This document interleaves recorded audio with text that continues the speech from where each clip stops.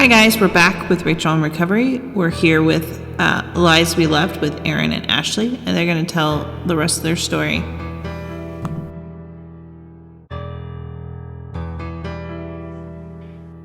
How has this impacted your dating life? I would, Like when you were dating? yeah, I mean, I would say for me, before I really came to terms with any of my abuse, I had severe trust issues and I had severe, like rejection issues. Like I was very butthurt all the time when a guy didn't want to, go out with me. Where I just felt like that he wanted me just for sex or, like stuff like that. So I definitely felt, but a lot of trust issues and a lot of projecting, like projecting my feelings onto the person that I was with. But I didn't realize it then. For me, I guess I would say I was very sexually active, even though I didn't feel any pleasure. Okay, maybe I felt like 2% pleasure from any sexual activity I had. You can give a percentage. Yeah, it was that bad. How do you measure? How do you measure that? I just remember all of the times, just lay there like a sardine, or you're just like, yeah, I know, quite the visual, huh? Um, So I would say that I definitely initiated sex. People, I guess, would say if they didn't know any, which no one knew how I was feeling. I didn't even know what I was feeling. I just, I guess to the outward eye, it looked like I was promiscuous or whatever, but I It's because you was were. really, No, I'm I, just kidding. um, so yeah, I think I just tried I engaged in sexual activity a lot. And looking back now, it's because, well, one, I was trying to figure out, I was trying to get someone to like me. You were And trying to get up to 90% and not 2%. I was trying to get up to 5%. No. But yeah, that just I think filling up the loneliness that I had, but then also just trying to figure out, like, that's, to be honest, that's the only time Cindy showed that she liked me. And now I didn't know that back then, but seeing it now, I can see all that in play.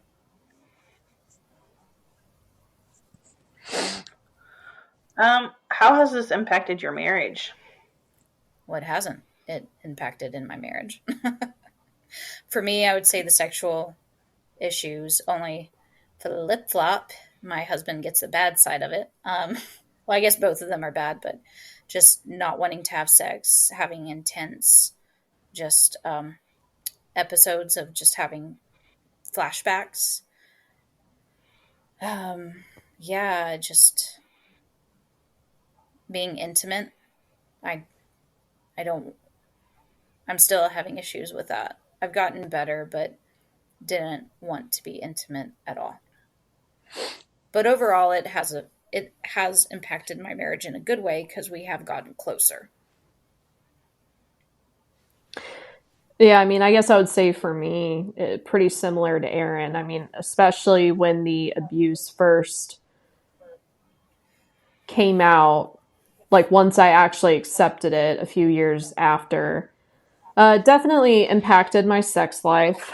Um, I still deal with PTSD. I think that Hmm. that's something that you kind of continue to deal with. And I think that you just have to figure out how to manage it and how to deal with it in the moment and kind of like what works for you. Um, I would say though, more so than that, it's just been, it was a very hard period going through the EMDR therapy. And I think that Colin my husband would even worry at times, like, is this even helping you? Because you're coming back and you're a lot worse than from when you left. So it was really hard at times to kind of have that support. Like, he supported me as a person, but he didn't really support the process because he wasn't seeing anything. He just saw me. I mean, I would go into these crying spells. I would go into these depressive spells, and I was so all over the place that it was kind of hard to function. I was doing EMDR therapy every single week for 1 to 2 hours. And I was doing this during my CPS job. And so it was just a lot, and I burned myself out. So I would say that it was really hard during that specific time for him to kind of trust the process and for me to get through it. Since then, it really has made our relationship stronger. And that's where I think doing the hard work of healing is so true, because there is something beautiful on the other side. You just have to keep fighting for yourself, and you have to keep pushing, because you'll get there. It just may not be when you think you're going to get there or as fast as you want it. I understand. I'm going through EMDR right now, and I've never been so tired. I mean, other than maybe when I did neurofeedback in my life. I just want to sleep. Yeah. Way too It drains much. you. Yeah, it's exhausting, but I do see. I know there's the end at the tunnel. There's going to be it's going to get to a point where I'm going to be better overall. Yeah. But the biggest part is just getting that vagus nerve to stop being in fight or flight. Yeah. Absolutely. How has this affected your parenting? Ashley, how has it affected your parenting? Well, with my 5 kids that I don't have kids. And as a matter of fact, I think that that's a huge reason why I think I've been scared for a really long time to have kids. I mean, first of all, I like not having kids right now. I've been married for, this year will be 7 years, and it's, and I'm not going to lie, the first several years of our marriage was just shit. The first year we got married was 2015. 2016, boom, my dad dies. 2018, boom, his mom dies from alcoholism. And then, boom, our granny, who we were both very, very close with, and I considered her to be like a parental figure, she died last year. And so it was just a lot of, we've had a lot of deaths that we've had to deal with. And, we've just been so focused on trying to, help ourselves and try to, help each other and not fall apart, that I couldn't imagine having a kid, these past several years. I just couldn't. But now I'm getting in a much healthier place, and I have considered, getting pregnant and having a kiddo and stuff like that. I've always loved kids. My job sometimes makes me hate kids, because I get so annoyed. But I'm definitely in a healthier place where I feel like I could start looking at that. No, I get that. For me, I have 3 boys, and it has affected my parenting because I haven't always been present with them. I think one of the biggest things that I've dealt with is anxiety throughout this whole process. And so if it's hard whenever you just have that constant anxiety and your kids are wanting to play with you, and you're just like, I don't want to play. I don't want to do anything. I want to scream. I want to take something and stab wherever the pain is, wherever this constant anxiety is, in the hopes that it will get better or it will leave. And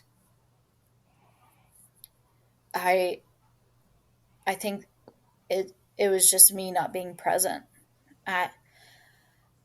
Because then I also had the job with CPS, and then marital issues, and so I think it had affected you know, my parenting. I feel like, I mean, I never abused them or anything like that. I never neglected them, but I definitely I missed out on I missed on out on happy moments, you know. She does not give herself enough credit. She is an amazing mom, and she is always there for her kids. You may not I feel like you're there, but you are. Yeah, but time passes and you wish you could take it back, you know, or but what I all I can do is be who I need to be now, work, continue healing, and maybe one day I can be, you know, all that my kids need me to be and deserve. Okay. Um, how has this impacted your finances? Oh Lord. It's impacted so much of our finances.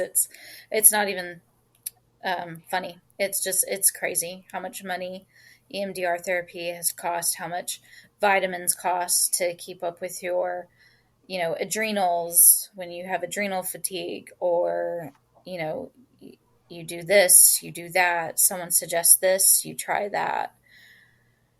Um, if I could put a number on it, I feel guilt because I'm just like, our family could be going to Europe. Maybe I feel like once every year or something like that. I don't know. Maybe to the beach. Something like that. Like, goodness gracious. Oh no. So much money. I mean, Well, and inflation doesn't help Oh right no, it now doesn't. either. heck It no. doesn't. I would say for me, in terms of finances, it's always been, you know, we grew up in poverty. So in the back of my head, I think I will get scared about certain things, just kind of automatically. You know, I start getting anxious about money. But it's definitely gotten better. Um, it's definitely gotten better. And I would definitely say kind of what Erin has already said, just kind of investing in things, trying to like kind of fix myself. I don't know that I could put a number on it necessarily, but it definitely has impacted our finances.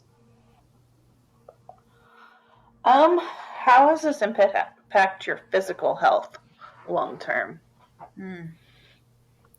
I don't have a doctor's seal of approval on this statement, so there's that.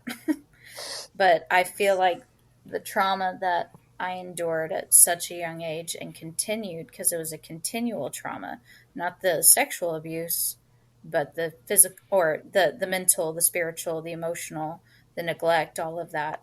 You're in hypervigilance, like you're just, your body is in fight or flight all of the time. And that plays, I mean, maybe for some people it's okay, but for me, it was so hard on my body.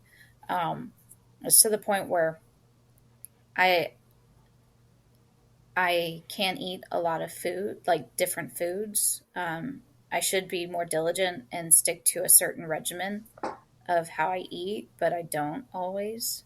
I don't know what I'm going to do with this holiday season coming up, but I feel like I get sick a lot more than a normal person. And I feel like I've always been like that though. And then also like just brain fog, things like that. Hormones. I think it's played a huge factor in my health. I would say for me, in terms of physical health, I would say that it was probably worse when I was a young adult.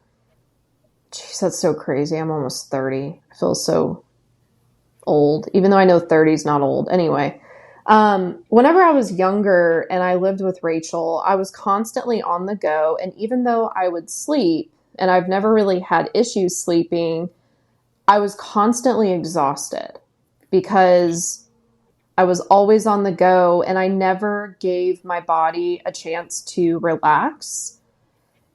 I couldn't really just sit down and watch a movie or watch some TV. I always had to be doing something, just very restless. Um, I'm not that way anymore. You know, that's definitely changed, especially through doing healing work. But now I definitely have a better concept and a more healthier way of taking care of my body than I did before, because I recognize when I need to slow down. I recognize when I need to step back and, you know, if I need to just veg something, you know, having grace on myself to do that. Okay. How has this impacted your social life? I think I say awkward things. I'm just like, I don't know. I'm sure there's some memes. I think there are some memes of normal people at a gathering. How are you doing? How's the weather? Me at a gathering. Tell me about your childhood trauma, you know? Um, so so I think I say very awkward random things. And the people who are meant to be in my life, they're in my life. And the people that I ran off, well, they weren't meant to be in my life. So there's that. Yeah, no, I can relate. And I think it depends on where you are in your healing process with that I too. mean, I don't just go out and say my mom molested me, blah blah blah, you know. But I think, you know, and also my dark humor. I made a joke about my dad dying, you know. No, that's who I am. I say things like that. I'm not No, for the faint of heart. I can relate. I don't know if you've ever read The Courage to Heal. Yes, yes. One. I struggle socially because, I mean, not with like everyone, but I struggle with certain people that make me feel like that they're not like being real. And I'm not saying that everybody needs to divulge their personal history to me or anything like that. It's just sometimes I'm around people and I just get so uncomfortable because it feels so inauthentic, you know, and it doesn't feel real, and it just, again, it just feels so fake. So I think I sometimes have a hard time being, not saying that I'm always, you know, I'm not perfect by any means, but you know, it just, sometimes I feel like I'm not even talking to people because they just act like that they have everything together. And you're like, listen, I know that that ain't the truth. I mean, I know everybody has stuff. Um, so I would say that that's probably one thing. And then the other is like when people kind of say like, oh, I bet, you know, your mom or dad this. And then it's like, should I even say anything? Like my dad's dead, you know, and our birth mom, we don't even communicate with her. And here's why. Like, it's kind of a weird, you have to kind of like pick your moments, I guess. No, I get it. My mom is dead, and my dad I don't talk to. So I have opposite parents, but same or similar situation.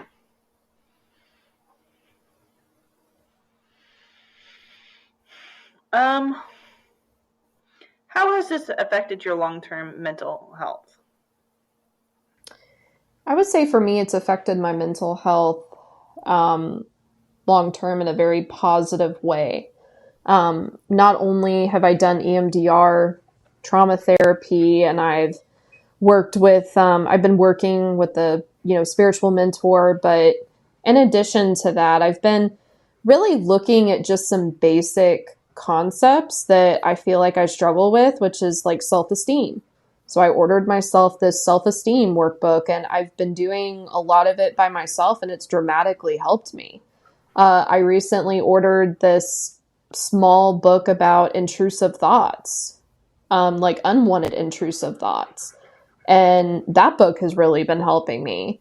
And so I've kind of been like getting more tools in like my toolbox. If I know that sounds really cliche and, you know, weird to say, but I mean, it's true. Like you kind of, it's just been helping that I'm willing to like learn more about myself, not to fix myself, but to help myself. So that way I feel better And I feel like I can live a healthier and happier life. Yeah. All right. Erin, did you want to answer? Yeah, I was trying to think. I'm like, I immediately took that to like 80 years old, and I'm like, oh man, I don't know how this is going to affect me. Um, I think my mental health, obviously, I lots of anxiety, and I think anxiety was the thing I dealt with the most. It wasn't even depression. I had waves of grief, the stages of grief and everything. But it was more of just constant anxiety, just constant anxiety. And so that made my sleep worse. It made everything worse. So I would say like the anxiety really affected me. Okay. It made me shut down a lot too. So do you guys remember the grooming process? I was pretty young. So for Ashley, so I don't know. I do have certain memories,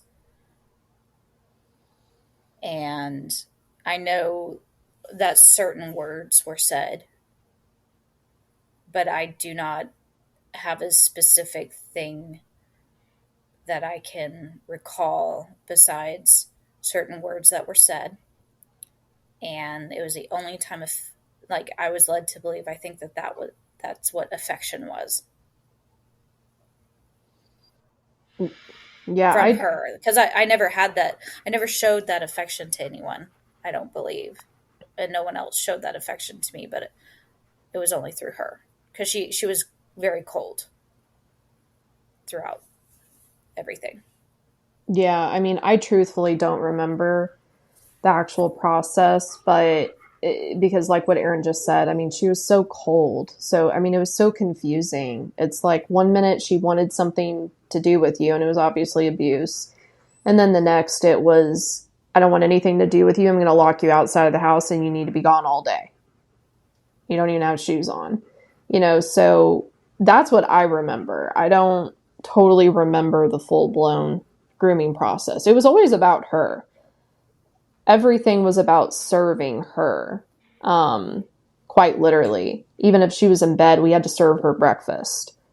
So it wouldn't surprise me if there wasn't even a full blown like grooming process, if it was maybe like broken up.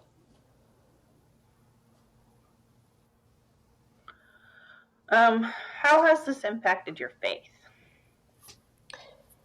My relationship with God has changed drastically in a much healthier and better way. I used to be very constrained in my beliefs and my thinking. And over time, I have really developed a very cool and personal relationship with God. And he's been able to show me things and take me places that you can't make up. For me, I would say it was just this. Well, God was always like bipolar to me. If you read the Old Testament, you're like, what the heck are you thinking, dude? You're, like, okay, I guess I have to love you because if I don't, you're gonna smite me, or things like that. And then even reading the, the New Testament, you're just like, okay, like Jesus was someone I could always get behind. And so it was more like I like Jesus. I didn't understand him that much, but I did like him. But when all of it came out, and the more I got into this, it's very stagnant, honestly, of just questioning the world, questioning why evil people live, why do good people die, why do good people get harmed, why do evil people do the thing that they do, why doesn't God intervene? And it wasn't even just like me that I was asking, like, God, why did you allow this to happen? It was working with kids in CPS. These are small children. Why are you allowing anything like that? And then the concept of, well, he's a loving father. And I'm like, bullshit. I'm a loving mother, and if someone was hurting my child, I'd take the person out. I'd be behind bars, you know? And so that, like, questioning who God was. There was so many times where I would just yell and scream. I'd just be in my car. I'd literally just drive in my car and I'd be screaming and cussing at God. And I didn't care. I didn't care. I was like, you can effing handle this, so I know you can. And so it was like anger, just anger upon anger. And then through the inner healing, realizing my eyes and honestly my heart being opened to the fact that he is loving, and I can't answer all the questions that I have, but him showing me that he actually does love me, and that his heart broke when the people that he created did that to another person that he created. That, and just honestly knowing that God wasn't displeased with me. He wasn't, because that's something that we grew up, the spiritual abuse. God was always angry at us. And just that realization. So my faith has gotten a lot stronger today because of what I've gone through. Yeah, I went to a church once, and one of the things that we would recite was, God is not angry with you. God is not mad at you. And I think that really helped me. The other thing is it's okay to yell at God. He can take it. Yeah. And I think we have to remember that. I mean, especially when we're hearing about this or working in it or working through our own trauma, is, God can handle us yelling at him or being mad at him or asking a lot of complicated questions. So, Yeah. All right. Was there anything else you guys would like to add? I mean, I thank you so much for having us on. I've listened to quite a bit of your episodes, and just I think it's incredible that other people have you're allowing you're giving space and a platform for people to just be honest and share their stories. And I think that that is something that we need more of, because it's in our own stories that we can find freedom. Mm-hmm. And listening to other people be vulnerable, even though it might hurt and it's painful, it helps a listener. Like there's been a few things that I've gotten from listening from your podcast. I remember one guest in particular. He talked about, I believe he has a website and he helps the spouses, the partners of the survivors, of the childhood survivors, and that really just put it into perspective for me, for my husband. And so just hearing other people share their stories is just pivotal in a person's healing. Most definitely. Yeah, I would just like to say that I hope that if someone's going through something, and if your trauma scares you, first and foremost, get some help. You know, and just know that you don't have to live in shame. That was something that I really struggled with, is living in shame of the things that happened to me and feeling like things were my fault, and just feeling bad about like my core self and who I was. And you please don't feel that way. You may feel that way, but just know that there is freedom and you can do it. It's going to be hard, but I promise you can do it. Yeah, I just read a book a couple weeks ago about chronic shame and like how much it just destroys people. Mm-hmm. Mm-hmm. Okay, I think that's it. All right, guys, thanks for listening. as always, follow us on your favorite platform of social media or your favorite podcast platform. And if you have any questions, reach out to rachelinrecovery.com. Thanks for listening.